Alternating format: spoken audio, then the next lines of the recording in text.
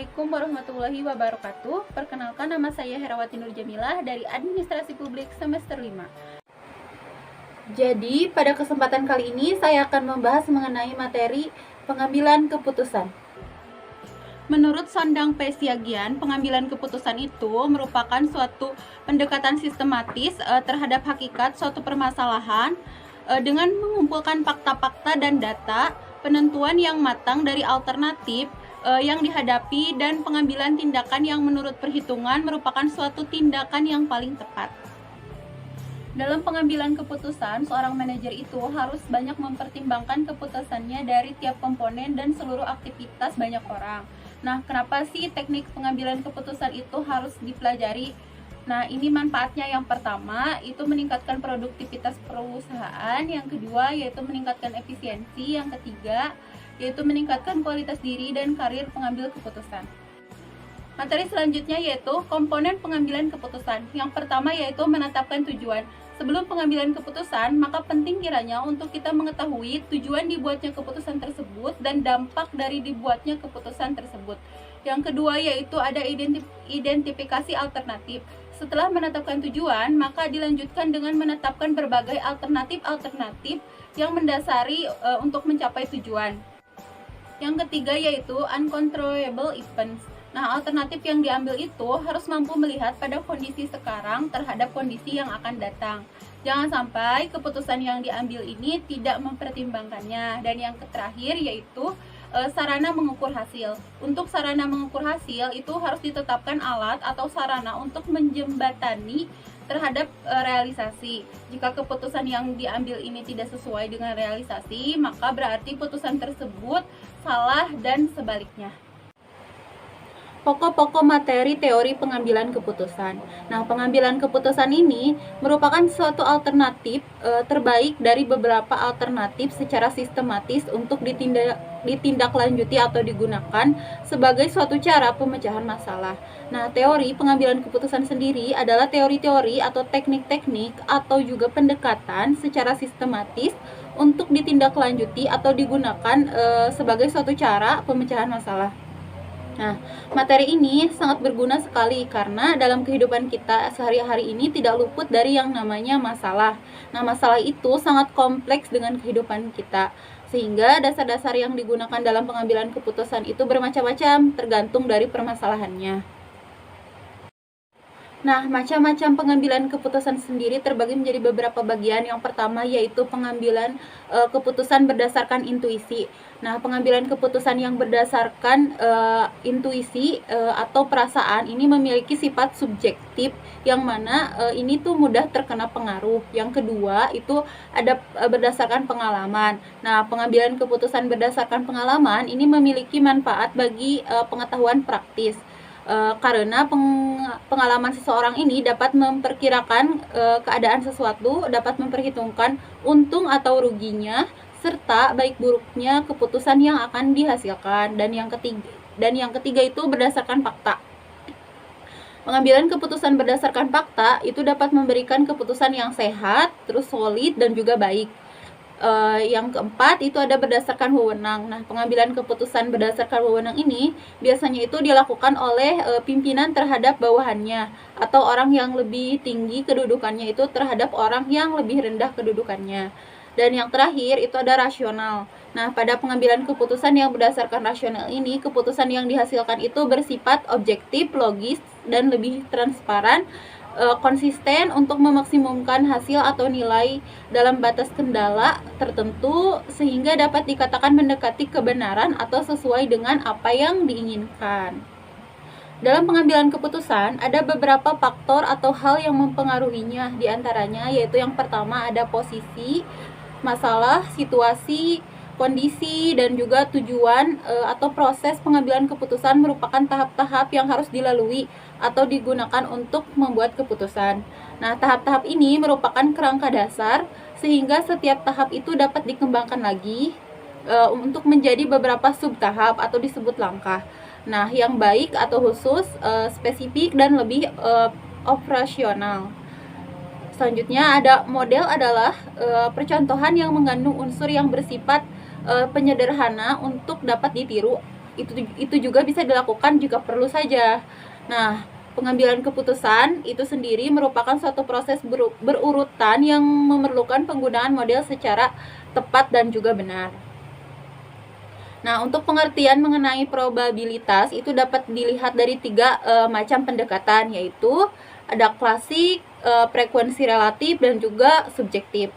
Untuk konsepsi resiko mempunyai banyak arti, namun pada dasarnya bahwa resiko itu merupakan sesuatu dalam hal ini akan diterima gitu ya, atau ditanggung oleh seseorang sebagai konsekuensi atau akibat dari suatu tindakan. Nah, kondisi tidak pasti adalah suatu keadaan yang memenuhi beberapa syarat, seperti yang pertama itu ada beberapa alternatif atau tindakan yang feasible atau dapat dilakukan. Yang kedua itu ada probabilitas, yaitu masing-masing kejadian itu tidak diketahui. Dan yang ketiga itu memiliki arti phi off, atau sebagai hasil kombinasi dari suatu tindakan dan kejadian dari yang tidak pasti. Pengambilan keputusan dalam kondisi konflik itu terjadi apabila alternatif keputusan yang harus dipilih itu atau diambil ini berasal dari pertentangan atau persaingan antara 2 atau lebih pengambil keputusan.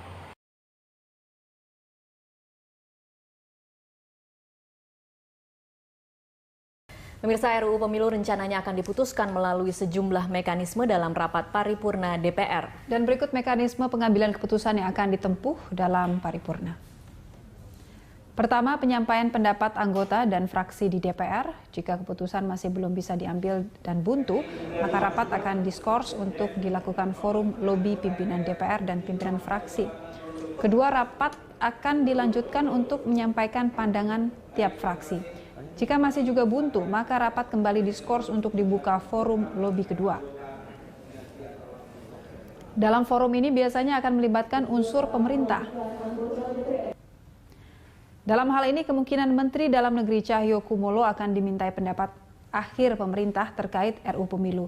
Jika menginginkan kembali ke undang-undang lama, maka voting tidak dilanjutkan. Namun, jika bersedia menerima hasil voting, rapat akan dilanjutkan. Biasanya pemerintah harus memberi garansi keputusan apapun yang diperoleh dalam voting. Pemerintah akan melaksanakan. Konflik saat diskusi itu sering terjadi, terutama dalam sebuah organisasi. Nah, berikut ini teknik mengambil keputusan yang tepat agar terhindar dari konflik. Sebelumnya, organisasi sendiri merupakan suatu kumpulan dari beberapa individu yang memiliki tujuan yang sama. Namun, dalam mencapai tujuan organisasi, kadangkala setiap individu itu memiliki cara pandang yang berbeda.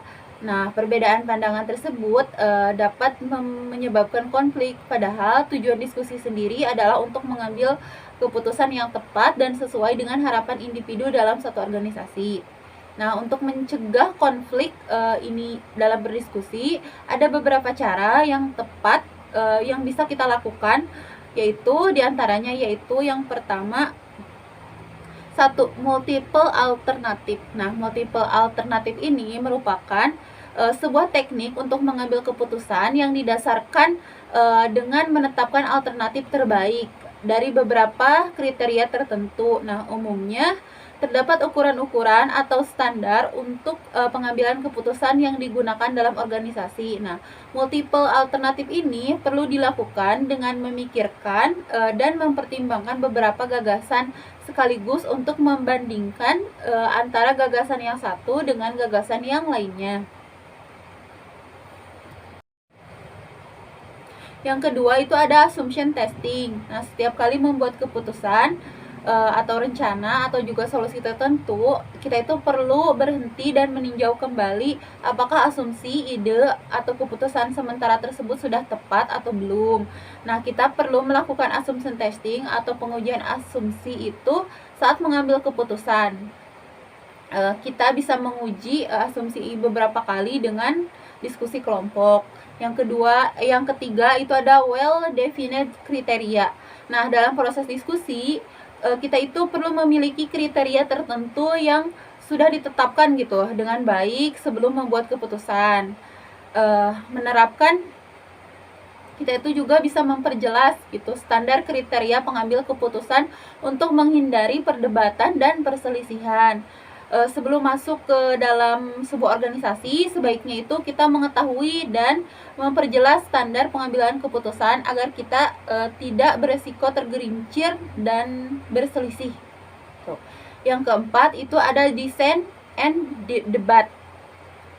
Ini tuh kita perlu bermain dengan devil's advocate, yang mana untuk melihat apakah kita itu dapat menemukan titik lemah dalam ide ataupun sebelum menerapkan ide itu di dunia nyata. Nah, kita perlu menantang gitu.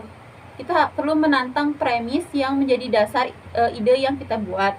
Nah, untuk memastikan rencana kita didirikan dan di atas fondasi yang kuat, kita itu perlu memastikan apakah keputusan ini yang diambil itu adil bagi banyak pihak. Yang kelima itu ada ensure perfection of fairness. Nah, kita tuh perlu memastikan persepsi gitu, keadilan dalam proses pengambilan keputusan. Nah, kita juga harus tahu gitu bahwa tidak semua ide yang akan diterapkan itu diterima gitu oleh kebanyakan orang, serta terkadang rencana atau ide yang tidak mampu mencapai hasil akhir, kita tuh harus memastikan kita tuh menolak ide individu lain dengan ide atau pendapat yang lebih dapat dipertimbangkan oleh organisasi gitu. Nah, berikut itu merupakan cara pengambil keputusan yang tepat dalam sebuah organisasi. Jika kita ingin aktif dalam organisasi dan tepat saat mengambil keputusan di kampus atau di organisasi di luar kampus gitu, maka kita harus menerapkan 5 teknik tersebut. Materi selanjutnya ada jenis-jenis pengambilan keputusan. Nah, keputusan terdiri dari beberapa jenis. Yang pertama ada keputusan strategis. Apa itu keputusan strategis? Nah, keputusan strategis merupakan suatu keputusan untuk menjawab tantangan dan perubahan lingkungan dan biasanya itu bersifat jangka panjang. Nah, keputusan ini diambil oleh manajemen atas. Keputusan strategis mengandung karakteristik khusus yang membedakan keputusan strategis dengan keputusan-keputusan yang lain. Tujuan keseluruhan dari pengambilan keputusan strategis yaitu strategis decision making, yaitu untuk memilih strategi alternatif sehingga keunggulan kompetitif jangka panjang itu dapat tercapai.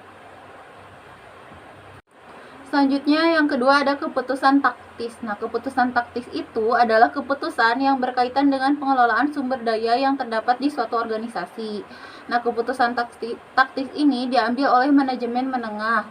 Pengambilan keputusan taktis itu tactical decision making itu terdiri dari pemilihan di antara berbagai alternatif dengan hasil yang secara langsung atau terbatas yang dapat dilihat. Keputusan taktis sendiri cenderung bersifat jangka pendek dan seringkali mengandung konsekuensi jangka panjang. Dan yang ketiga ada keputusan operasional. Nah, keputusan operasional itu adalah keputusan yang berkaitan dengan kegiatan operasional sehari-hari. Nah, keputusan ini diambil oleh manajemen bawah, yang mana keputusan operasional ini dilakukan untuk menjalankan kegiatan organisasi sehari-hari atau dilakukan dalam rutinitas organisasi demi berjalannya organisasi tersebut. Keputusan ini biasanya itu diputuskan tanpa meminta pendapat dari pimpinan terlebih dahulu. Jadi langsung diputuskan saat itu juga. Selanjutnya ada faktor-faktor yang mempengaruhi pengambilan keputusan. Nah, faktor-faktor yang mempengaruhi dalam mengambil keputusan antara lain yaitu yang pertama ada kedudukan. Nah, dalam pengambilan keputusan, kedudukan seseorang dapat mempengaruhi keputusan karena dalam organisasi yang berhak untuk memutuskan suatu keputusan itu adalah seorang pimpinan yang kedudukannya paling tinggi. Nah, yang kedua itu ada masalah. Masalah adalah suatu penghambat dalam tercapainya suatu tujuan yang akan dicapai. Dan yang ketiga ada tujuan. Nah, dalam keputusan yang diputuskan itu harus memiliki tujuan yang akan dicapai, baik tujuan organisasi maupun tujuan yang lainnya. Tujuan dalam pengambilan keputusan. Nah, secara umum tujuan dari pengambilan keputusan itu adalah untuk memperoleh pilihan alternatif beberapa dari alternatif-alternatif yang tersedia agar tujuan yang dicapai itu dapat berjalan dengan baik. Nah, tujuan pengambilan keputusan itu dapat dibedakan menjadi